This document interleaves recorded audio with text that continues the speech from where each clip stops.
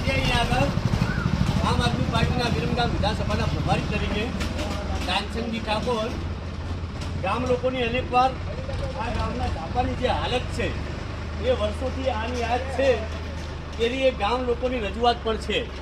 કારણ કે ભાજપના નેતાઓ વિકાસની મોટી મોટી વાતો કરે છે, પણ વિકાસ કેવો થયો છે એ આ વિકાસ ભાજપના અહીંયા આગળ નેતાઓ જે વાહિયાત વાતો કરે છે એ વાહિયાત વાતોનું જીવતું જાગતું અહીંયા આગળ ઉદાહરણ હું તમને દેખાડું.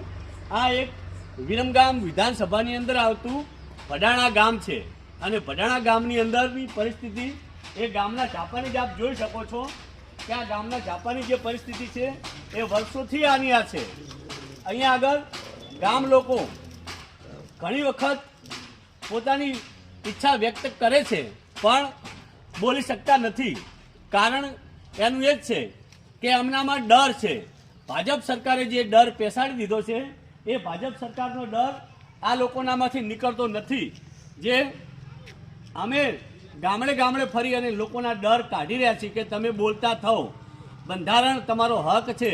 આ ગ્રામ પંચાયતની અંદર જે ઉપલા લેવલ ઉપરથી ગ્રાન્ટ આવતી હોય, આ વિરમગામ વિધાનસભાની અંદર વિરમગામ તાલુકાની અંદર સચાણા સીટમાં આવતું એક ગામ છે.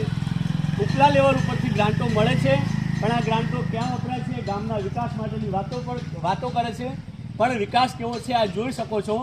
દાનસંગજી ઠાકોર, આમ આદમી પાર્ટી પ્રભારી. જય હિન્દ, ગરવી ગુજરાત. જય જય ગરવી ગુજરાત. ભારત માતા કી જય.